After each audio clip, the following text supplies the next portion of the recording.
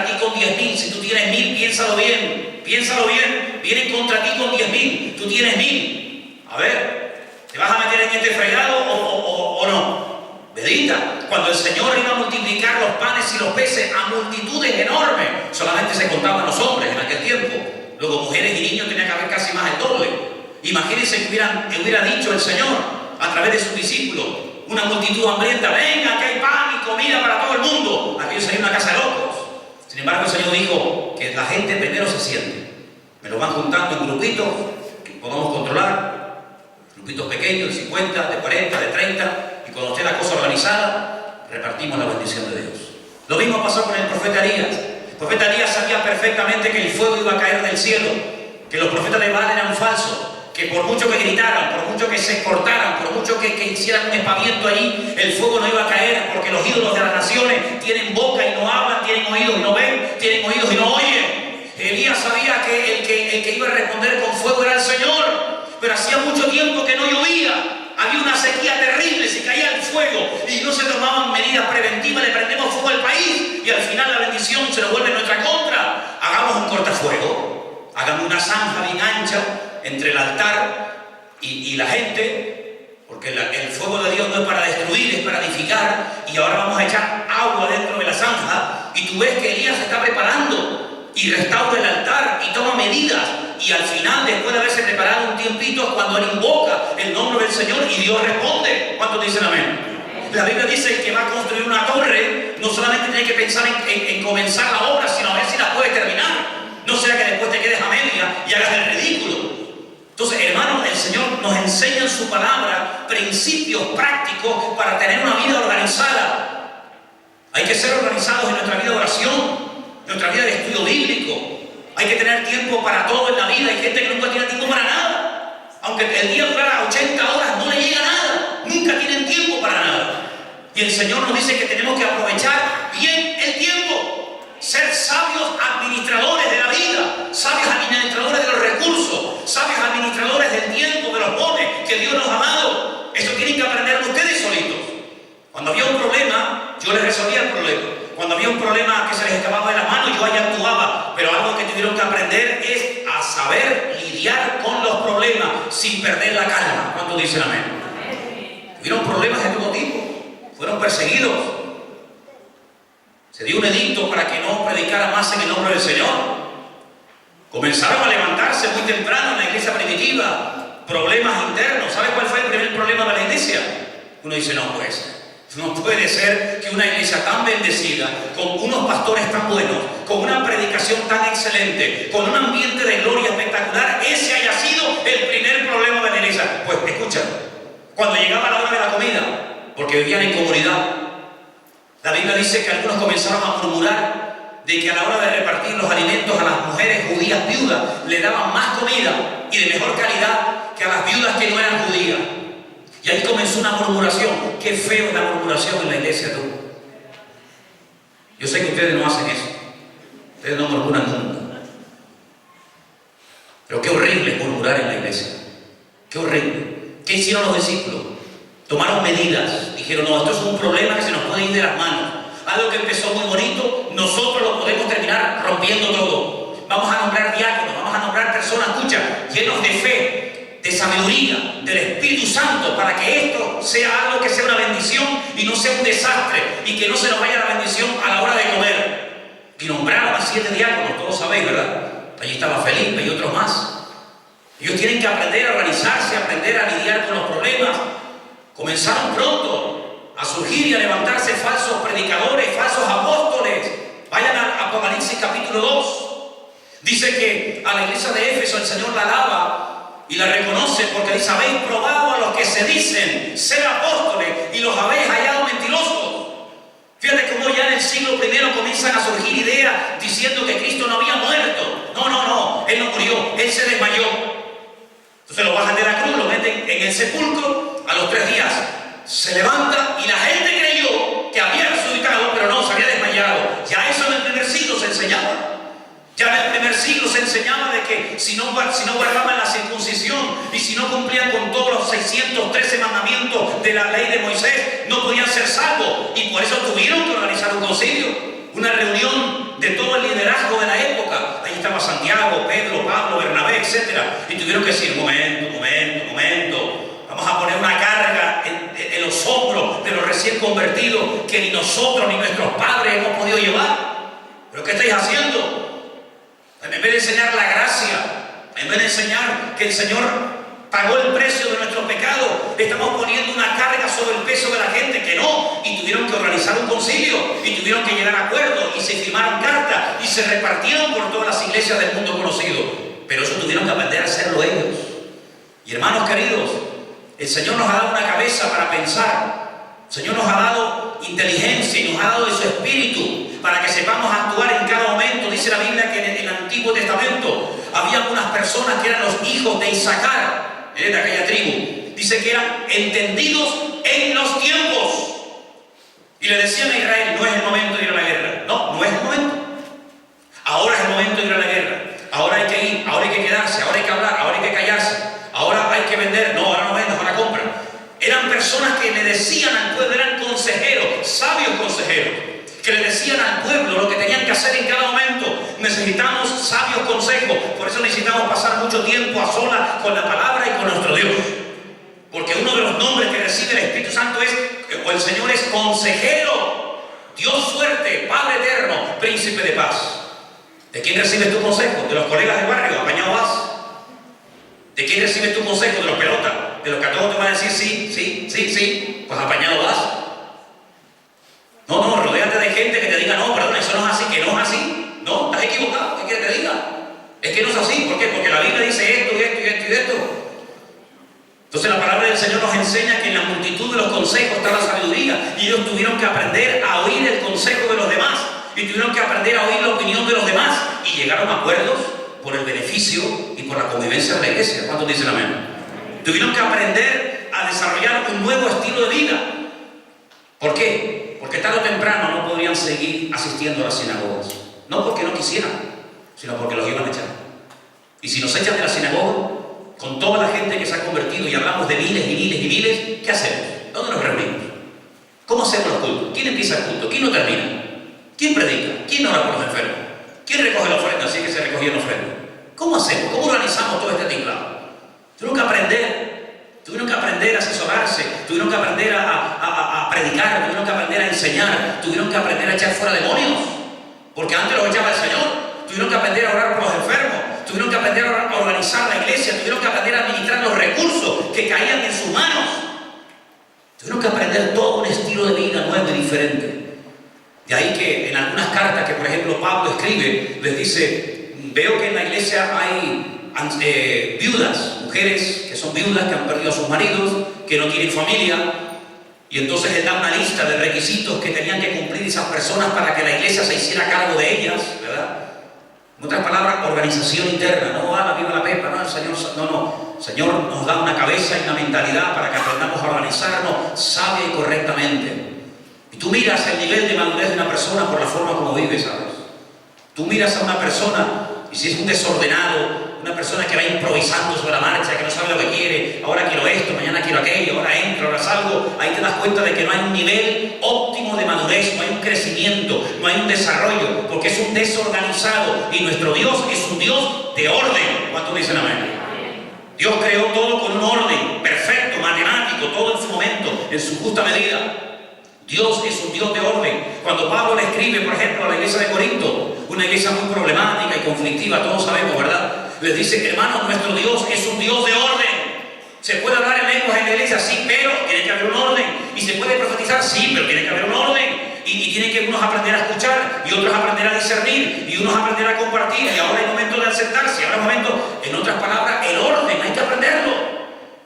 Hay gente que ha vivido una vida tan desordenada, tan viva la pepa. Y el Señor, cuando nos convertimos a Él, quiere poner en orden todas las áreas de nuestra vida, nuestra mente, nuestras emociones, nuestros recuerdos, nuestros hijos, nuestra economía. Quiere poner en orden todas las áreas de nuestra vida. Hay creyentes que solamente se enfatizan o se centran en lo espiritual. Sí, está muy bien, pero no te olvides que en todas las áreas de tu vida tienes que glorificar al Señor. ¿Cuántos dicen amén? Ellos tuvieron que aprender también a someterse los unos a los otros.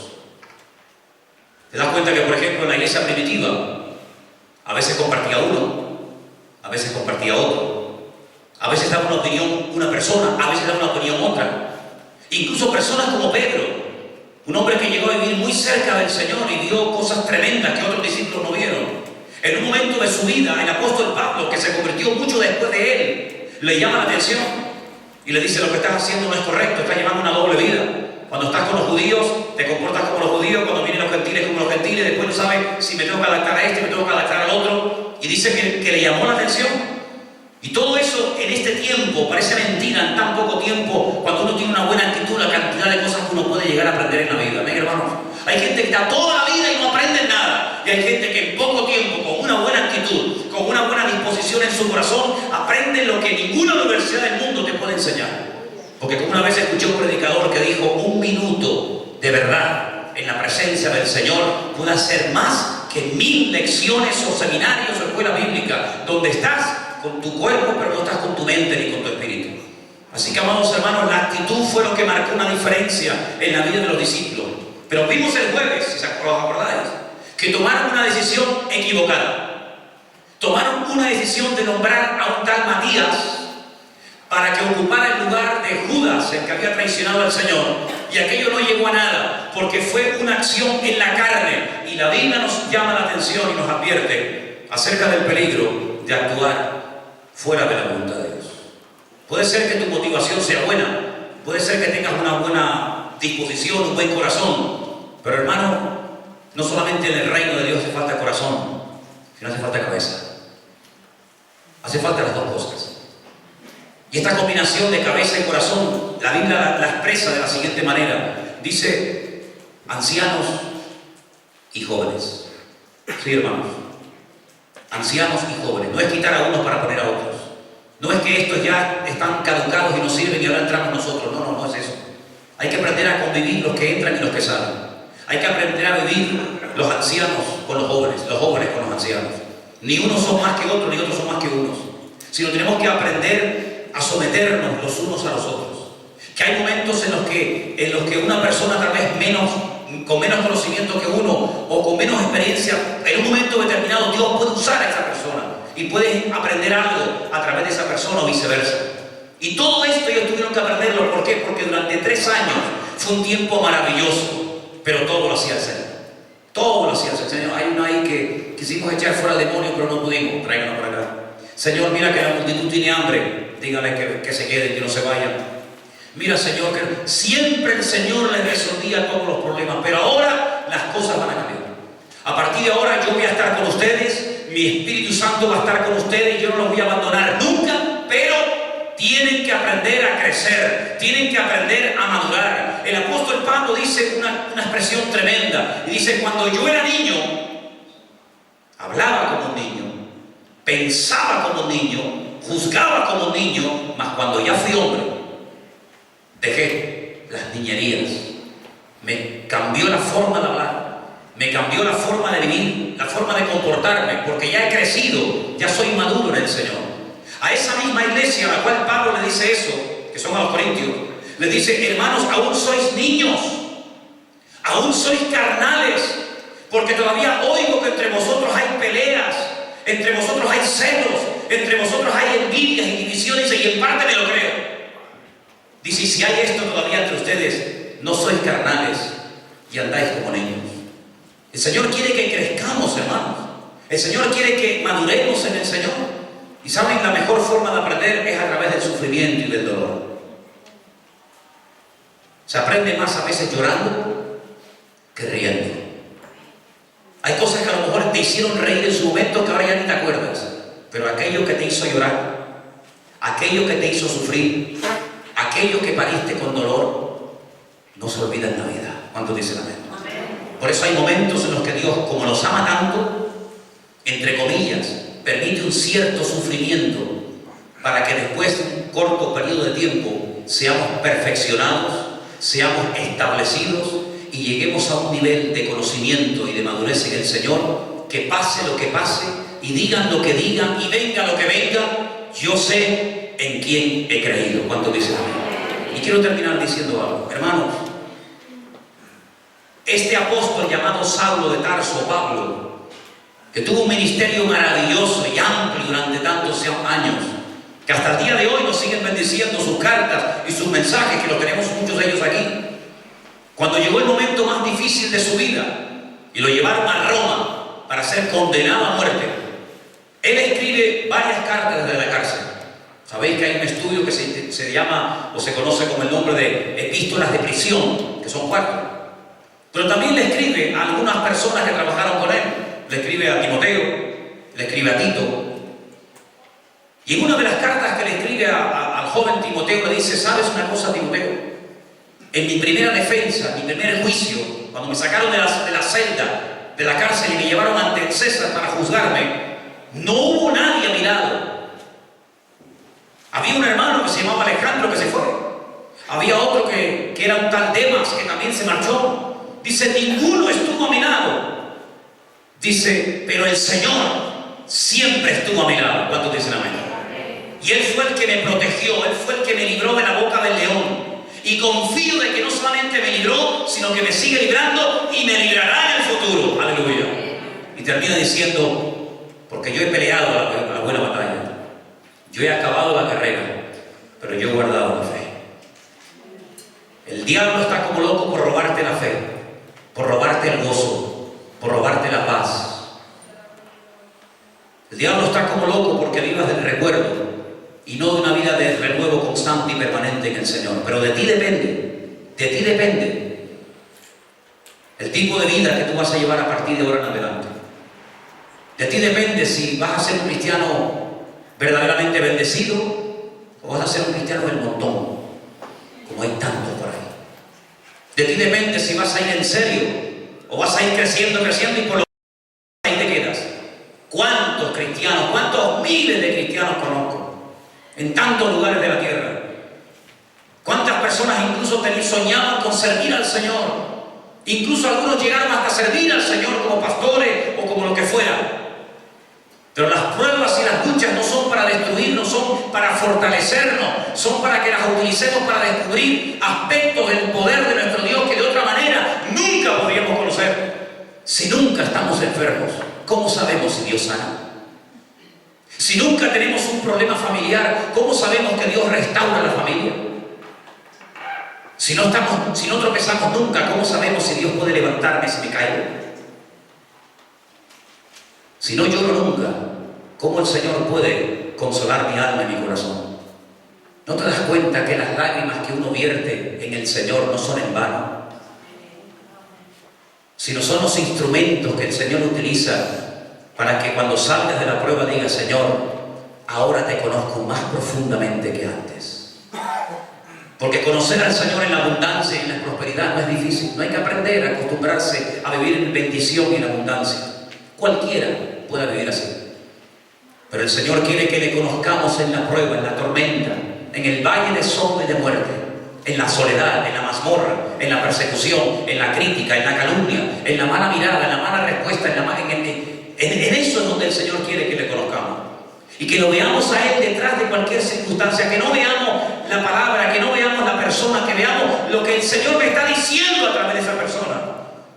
David tuvo que salir huyendo un día de Jerusalén porque su propio hijo, el cual no hacía honor a su nombre, Absalón, el padre de paz, se volvió contra él y le puso a todo el mundo en su contra. Y dice que tuvo que salir corriendo, ni tiempo le dio de ponerse las sandalias.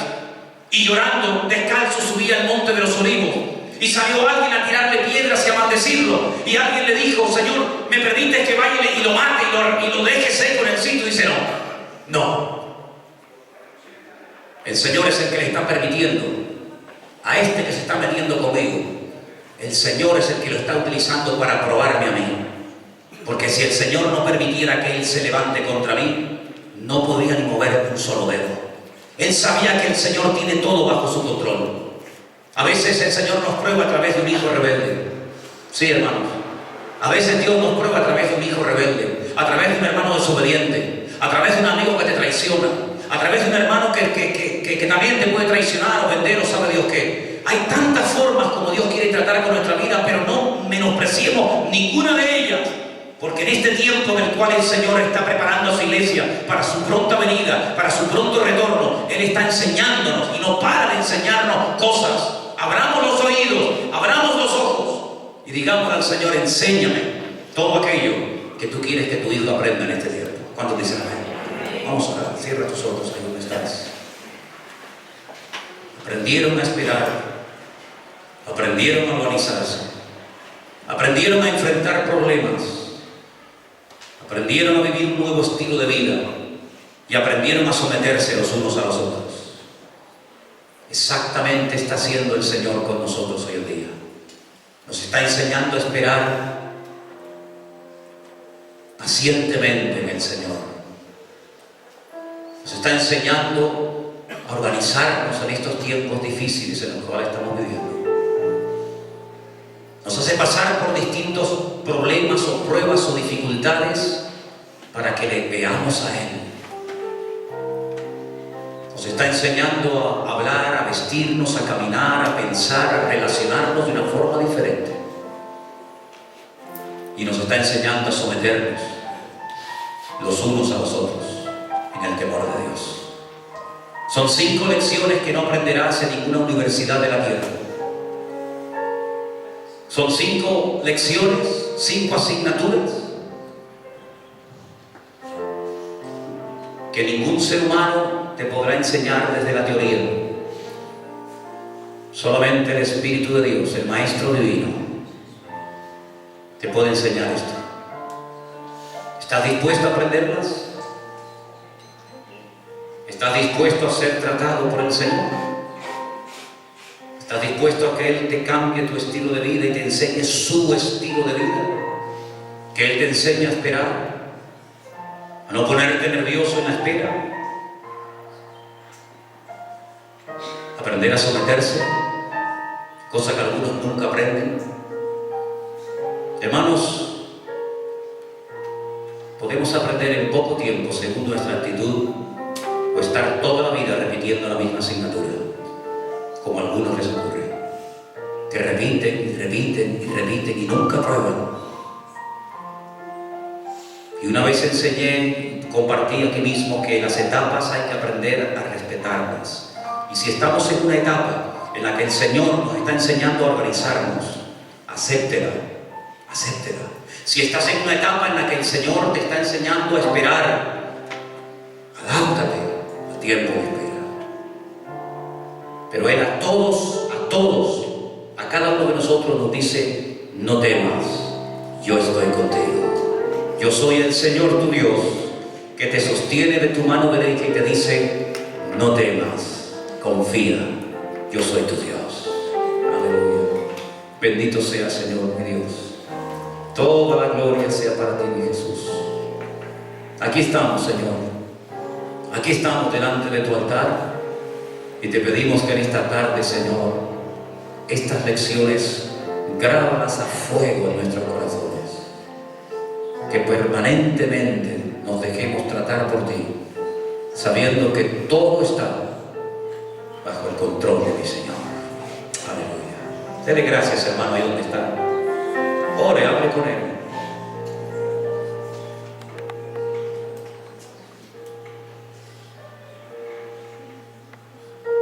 Gracias, Jesús. Gracias, mi Dios. Te adoramos, Jesús. Te adoramos, Señor.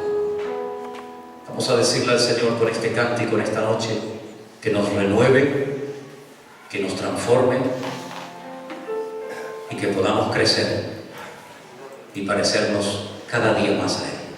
Nos ponemos de pie, hermanos. Renuévame, Señor Jesús. Ya no quiero ser igual. Aleluya.